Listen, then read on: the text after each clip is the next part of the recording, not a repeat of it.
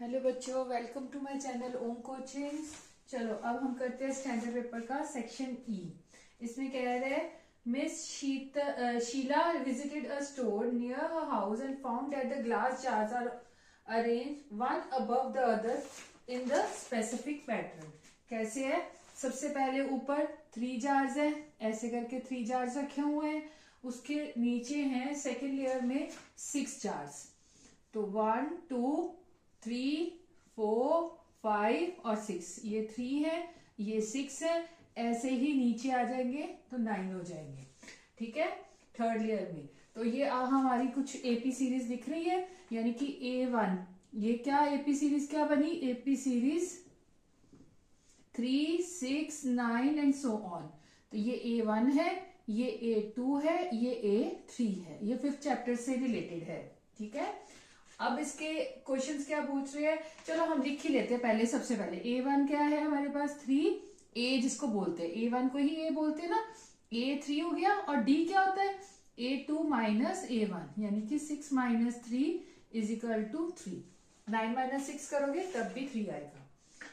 अब फर्स्ट बोल रहे हैं write an AP series whose term represents the number of jars in different layers starting from the top. Find the common। ये तो मैंने निकाल ही दिया, ये फर्स्ट पार्टी हो गया ना। पहले ये सीरीज है, यहां से शुरू करो। ये आ गई सीरीज मैंने निकाल दी थी, पहले निकाल दी थी 3 6 9, और ये डी भी निकाल दी है। ये फर्स्ट पार्ट हो गया इसका साथ में। सेकेंड में बोल रहा है is it possible to arrange 34 jars in a layer if this pattern is continues, justify the answer.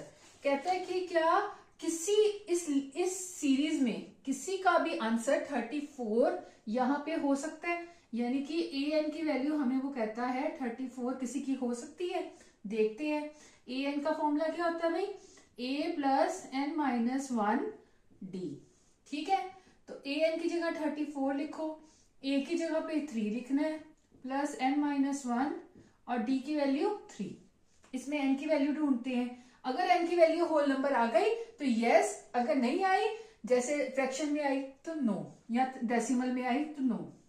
34 ये प्लस 3 था, ये इधर ले जाओ minus 3 is equal to n minus 1 और ये 3। इसका क्या आया? 31 ये मल्टीप्लाई कर रहा है ना, इधर आके डिवाइड हो गया, is equal to n minus 1। I think so नहीं आएगी। 31/3 प्लस या माइनस 1 है, plus 1 is equal to n. तो एन की वैल्यू क्या हो गई? ये 31 प्लस एलसीएम लिया इसका, 31 प्लस 3/3, तो ये हो गई 34/3 एन की वैल्यू। एन की वैल्यू होल नंबर नहीं आई तो नो। आगे क्या लिखोगे answer? No, 34 is not the term of AP series. ठीक है, क्लियर हुआ? इसके बाद है, ये था सेकंड पार्ट। ठीक है, अब आगे करते हैं थर्ड पार्ट। थर्ड के भी 2 पार्ट्स हैं, दोनों में से आपको कोई एक सॉल्व करना है। ठीक है, मैं दोनों ही सॉल्व करके दिखा रही हूं, आपको जो इजी लगेगा वो करना है। थर्ड पार्ट 36 का, इसमें कह रहा है ए पार्ट में if there are n number of rows in a layer then find the expression for finding the total number of jars in n। S8 निकालना भाई। n टर्म्स मतलब आपने फाइंड S से। अच्छा एक बात बताओ, ये सीरीज क्या थी? 3 6 9 ना, तो इसमें a की वैल्यू 3 थी और d की वैल्यू आपकी आई थी 6 माइनस 3 इज इक्वल टू 3। तो S8 बोला बेटा निकालने के लिए। ठीक है, बस ये निकालना है आपको। अब इसमें S8, ये Sn का फॉर्मूला क्या होता है? Sn का फॉर्मूला होता है n/2 2a plus n minus 1 d। ठीक है, तो n की वैल्यू क्या है? n की वैल्यू ये है 8, यहाँ पे S8 बोला ना, तो n ये वाला n और ये n सेम है ना, 8/2 हो गया। 2a, a की वैल्यू क्या आ गई? 3 प्लस, अब n माइनस 1 8 माइनस 1 यानी कि 7 मल्टीप्लाई बाय, अब आ जाएगा डी आ गया 3। ठीक है, पहले मल्टीप्लाई करना है फिर प्लस करना है। तो ये इसका 8 को इसको कटिंग किया तो ये आ गया 4, ये आया 6 प्लस 21, तो 27 हो गया, 4 के साथ 27। तो 27 को अगर हम 4 से मल्टीप्लाई करें तो क्या आएगा, 4 8 28, 4 टू 8 9 10 108, तो इसका आंसर आएगा 108। क्लियर हुआ। नेक्स्ट है थर्ड का B part, a shopkeeper add. ये देखो ये बड़ा इंटरेस्टिंग है बी वाला पार्ट। देखो कहते हैं कि अगर ये बी पार्ट में इस shopkeeper add 3 jars in each year, मतलब ये जो था 3 में 3 प्लस कर दिए, कितनी हो गई 6। न्यू ऐसे लिख दो, न्यू एपी सीरीज क्या बनी 6, और इसमें भी 3 ऐड कर दिए, ये बन गई 9। फिर उसके बाद क्या आनी चाहिए, 9 में अब डी ऐड करना है ना, ये बन गई ना, इसमें ये नई एपी सीरीज बन रही है जिसमें ए की वैल्यू 6 है और डी की वैल्यू कितनी हो गई 9 माइनस 6 3, ये तो 3 ही रही ना, तो 9 के बाद क्या आएगा 12 एंड सो ऑन। ठीक है। और how many jars are there in the fifth layer, fifth layer मतलब A5 निकालना है। ठीक है, तो ए एन का फॉर्मूला क्या होता है, a plus n minus 1 d. तो यहाँ पे A5 की वैल्यू क्या आ जाएगी, a कितना है 6 प्लस n माइनस 1 मतलब 5 माइनस 1 4, d 3, तो 6 प्लस 4 3 जार 12, ये हो गया 18। क्लियर हुआ। उसके बाद अब आ जाओ 37 सम में।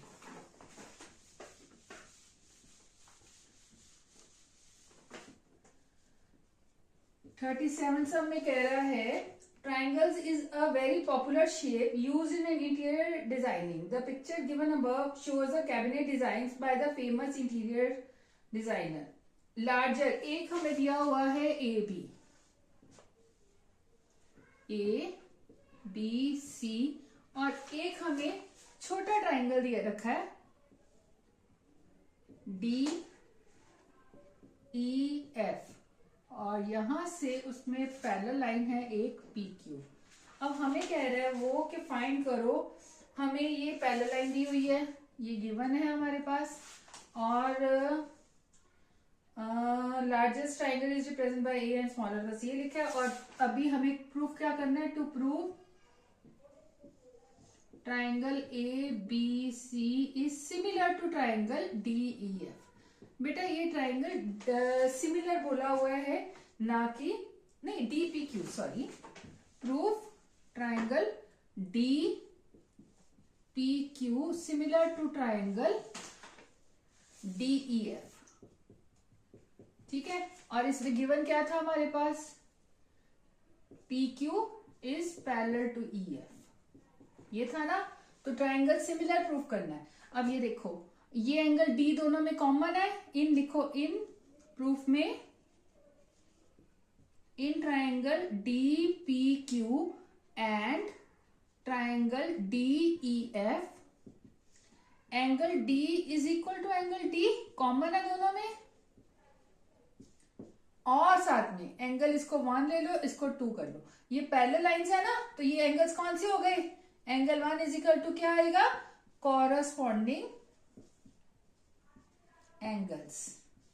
ठीक है, तो by a triangle D P Q is similar to triangle D E F, hence proved. जब आपको सिमिलर करने होते हैं तो आपको सिर्फ ए की प्रॉपर्टी दो, ए कर दो, तीसरा अपने आप इक्वल हो जाता है। क्यों होता है इक्वल, पता है, क्योंकि एंगल सम प्रॉपर्टी से तीसरा अपने आप इक्वल हो जाएगा। सबका एंगल्स का सम कितना होता है 180 डिग्री, तो नेचुरली दो एंगल्स इक्वल है तो तीसरा इक्वल होगा ही। तो हमें वो प्रूफ नहीं करना होता, हमें सिर्फ दो ही प्रूफ करने होते हैं। ठीक है, उसके बाद सेकंड पार्ट आता है। सेकंड पार्ट में प्रूफ क्या करना है, डीपी दिया हुआ है भाई, डीपी दिया हुआ है 50 और पीई दे रखा है, पी दे रखा है 70, तो हमें फाइंड करना है, find P Q over E F. अब बेटा अभी हमने ट्राइंगल किए सिमिलर, अगर triangle if triangle D P Q is similar to triangle D E F, तो देखो सिमिलैरिटी रूल हो, अगर सिमिलर होते हैं ना तो DP over DQ DE is equal to PQ over EF is equal to DQ over DF. ये sides इक्वल होती है by congruent parts of CP ST, similar triangles, ठीक है, corresponding parts of similar triangles, ठीक है। वो कॉन्ग्रुएंट के लिए सीपीसीटी होता है, जो आपके दिमाग में रट्टा पड़ा है ना, सबके दिमाग में। अच्छा, ये हो गया। तो डीपी, अभी देखो हमें इसमें पूछा गया था डीपी पीक्यू ओवर ईएफ, ये निकाले, डीपी निकाल लें, डीपी ओवर डीई निकालेंगे तो पीक्यू ओवर ईएफ की वैल्यू आ जाएगी हमारे पास। तो डीपी क्या है, डीपी हो गया 50, डीई क्या है अभी 50 plus 70 is equal to PQ over EF, ठीक है। तो P therefore PQ over EF is equal to कितना आ गया 50 ओवर 120, 0 0 कट गया तो 5 ओवर 12 आंसर। क्लियर हुआ। उसके बाद कह रहा है थर्ड का ए पार्ट।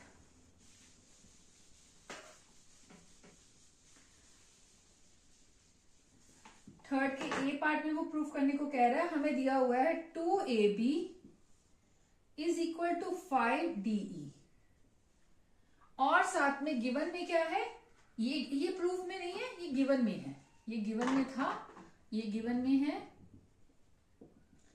और साथ में दिया हुआ है and triangle ABC similar to triangle DEF। हमें ट्राइंगल ये ऑलरेडी सिमिलर दिए हुए हैं। अब अगर सिमिलर है, ठीक है, ये ट्राइंगल सिमिलर है तो हम क्या लिख सकते हैं साइड्स को, AB therefore AB over DE is equal to BC over EF is equal to यहां से AC ओवर DF।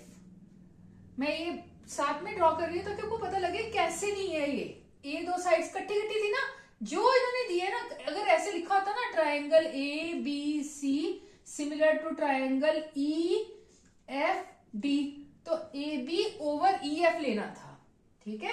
फर्क पड़ जाना कि लाइन सिमिलर में है, इक्वल नहीं है, तो ये लाइन EF जो है वो AB के सिमिलर होगी और वो प्रोपोर्शन में होगी, दूसरी नहीं होगी, ठीक है। ये अभी प्रूव हो गया।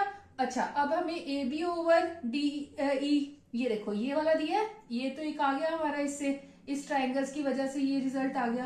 अब इससे देखते हैं क्या आएगा, AB इधर और DE इसके नीचे ले आओ तो ये कितना हो जाएगा 5 ओवर 2, इसको इसके नीचे ले गए, इसको इसके नीचे ले गए तो ये आ गया।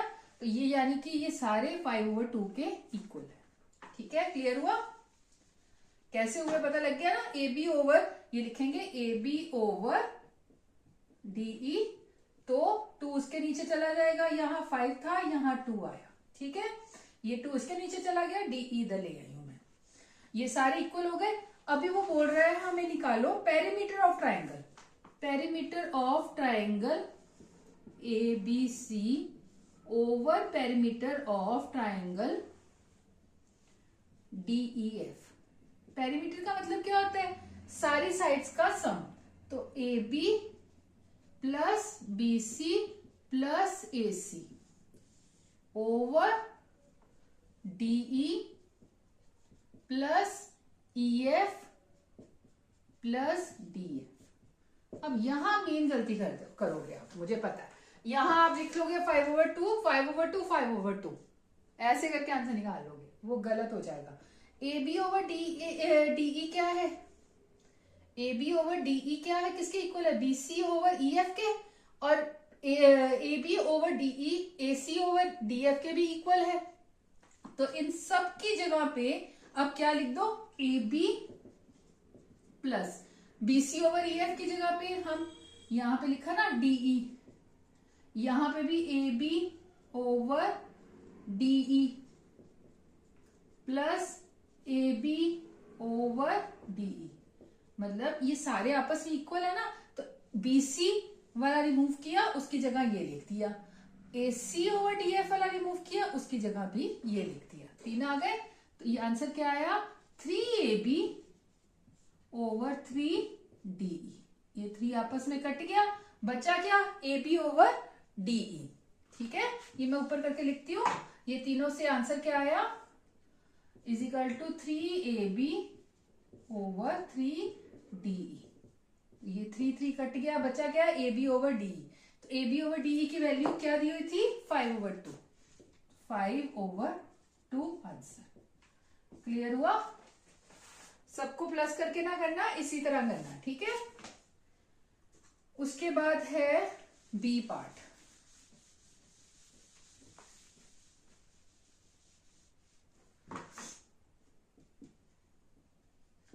थर्टी 37 का बी पार्ट। इसमें कह रहे हैं AM and DN are medians.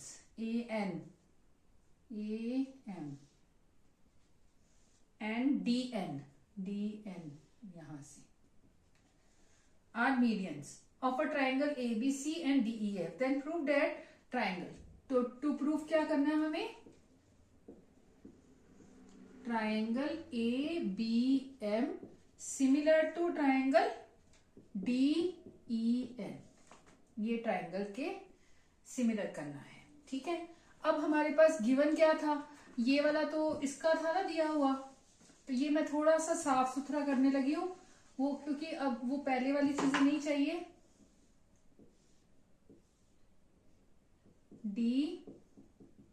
DEF और यहाँ पे N, PQ लगाना लगाओ, नहीं तो जरूरत नहीं है वो, क्योंकि इस सब में नहीं पूछा गया, उसका कोई जिक्र नहीं है। ठीक है, DEN ये वाला ट्राइंगल हमें प्रूव करना है, ये और ये।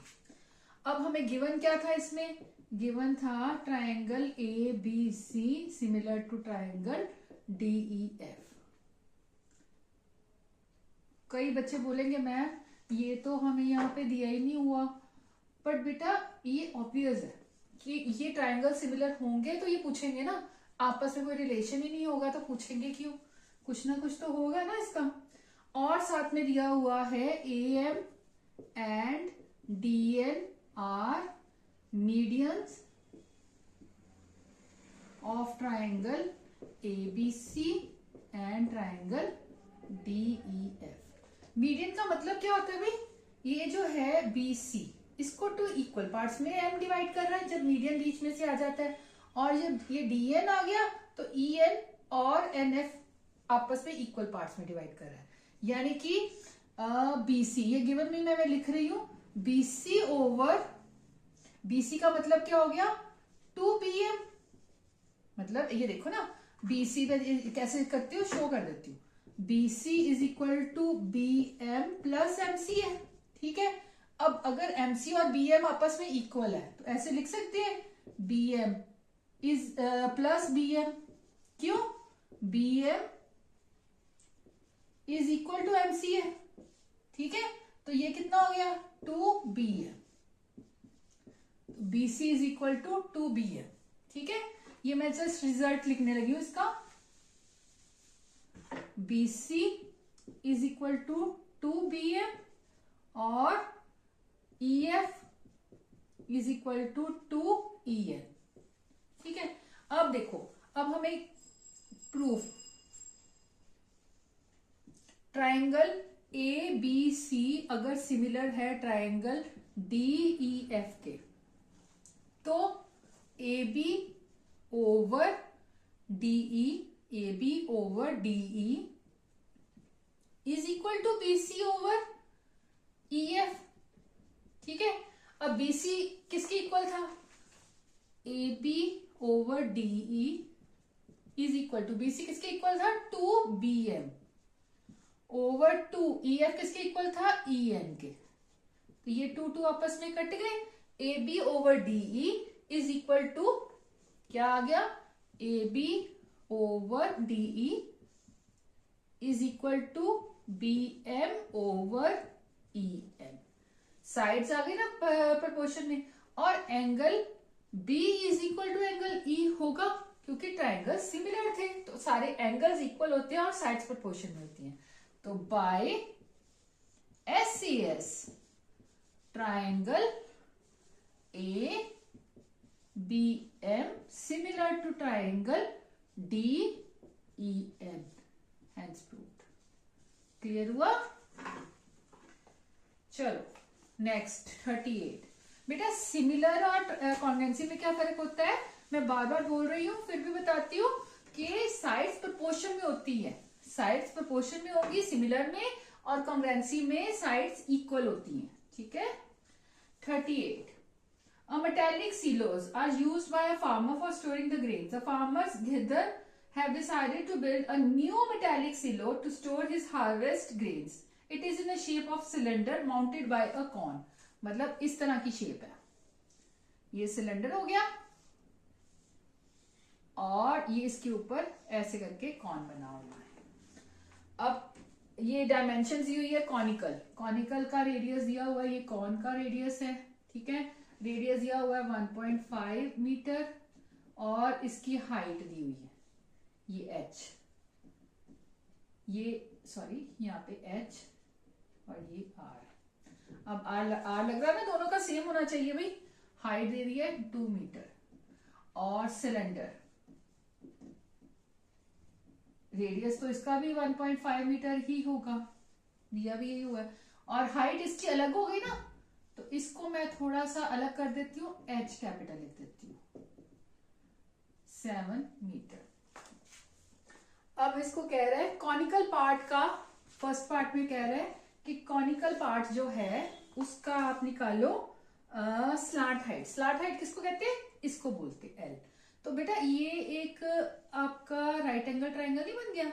ये देखो ना, इस साइड R आ गया, ये H आ गया, ये L आ गया, तो हाइपोटेन्यूज हो गया ना L। तो L का फॉर्मूला लर्न करना भी इजी हो जाएगा, रूट में r square plus h square. r कितना था? 1.5 का स्क्वायर प्लस h था 2 का स्क्वायर, तो 1.5 का हो गया 2.25। करना है तो करके देख लेना, मुझे याद था तो मैंने ऐसे ही करवा दिया 1.5 का। अच्छा ये हो गया 6.25। अब 6.25 तो इसको अगर सॉल्व करना है 625 ओवर 100, तो 6 to 25 कितना होता है? 25 का, और 100 का क्या निकल आएगा? 10, तो 2.5 मीटर आंसर। ठीक है, ये फर्स्ट पार्ट हो गया। अब सेकंड में बोल रहा है find the curve surface area of a conical. अब एल भी इधर लिख लो कहीं पे, कितना आया? 2.5 मीटर, क्योंकि कर्व सरफेस एरिया निकालना है तो उसके लिए एल की वैल्यू चाहिए हमें। सेकंड पार्ट बोल रहा है find curve surface area of cone, कितना होता है? पाई आर एल। पाई की वैल्यू देखो, अगर कहीं दी हुई है 3.14 तो वो लेनी है, नहीं तो 22/7। आर की वैल्यू 1.5 है, मैं 15/10 कर रही हूँ, थोड़ी कैलकुलेशन इजी हो जाएगी। ये 2.5 है, 25/10। ठीक है, कटिंग करें, ये 3 से, ये 2 से, ये 5 से, ये 2 से, 2 की कटिंग हुई 11, तो ये 15, 3 5 15, 15 को 11 से किया 165 ओवर 14। और पॉइंट्स में लिखना हो तो कैसे करोगे? 14 बाहर रखो, 165, 1 जा 14, 25, 14 2 जा 28 होता है, फिर 11 आ गया, 14 यहाँ आया 1 और 1 11 पॉइंट, तो 14 8 से करके देखें, 2 32 9 10 11, ये तो बड़ा आ गया, तो मतलब 7 से जाएगा, तो सीधा ही लिख दो 11.7 मीटर स्क्वायर। ठीक है,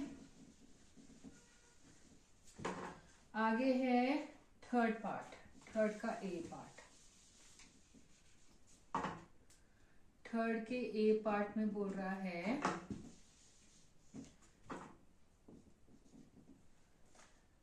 find the cost of a metal sheet used to make the curved cylindrical part of a silo at the rate of rupees। तो curved cylindrical parts, ये सिलेंडर का पार्ट है, इसका अब इसकी कैसे आएगी भाई, इसकी निकालनी है curved surface area of cylinder. कितना होता है 2 पाई आर एच। एच हम कैपिटल लगाती हूँ क्योंकि हमने ये सिलेंडर वाले पार्ट का लेना है। तो 2 multiply by 22/7 multiply by r का 1.5 था, 15/10 करते हैं। एच की वैल्यू 7 लेते हैं, ठीक है। 7 7 से कट गया, ये 3 आया, ये 2 आया, ये 2 2 से कट गया, तो ये तो सीधा ही आ गया 66 मीटर स्क्वायर, ठीक है। अब आ जाओ थर्ड का बी पार्ट। बी पार्ट में वो बोल रहा है find the total capacity of 1 silo. Capacity का मतलब क्या होता है बच्चों, वॉल्यूम निकालना है। टोटल कैपेसिटी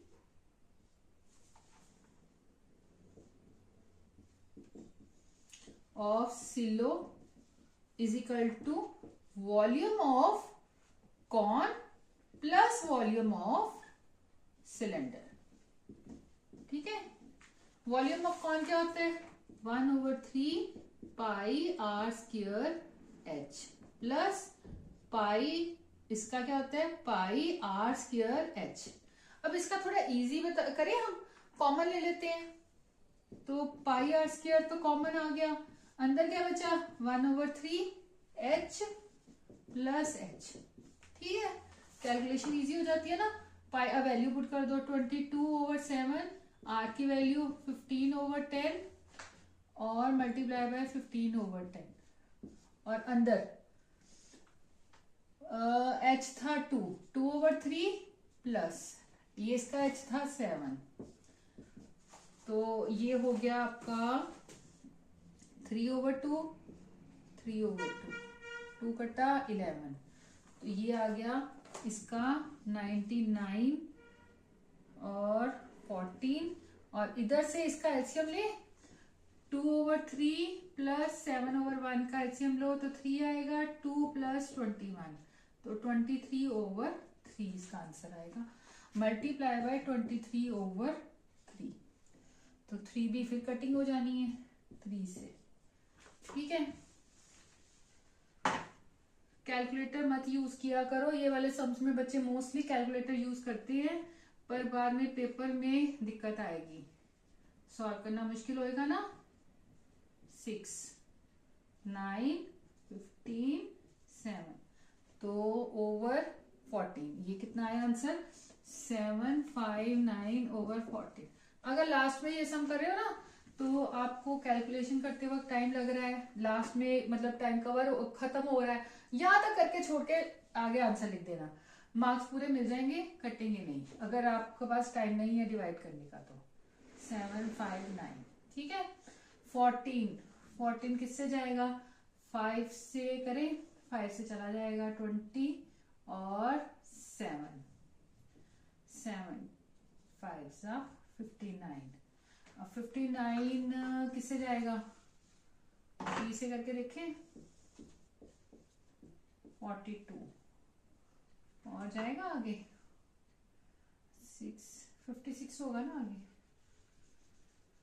56 चला जाएगा 14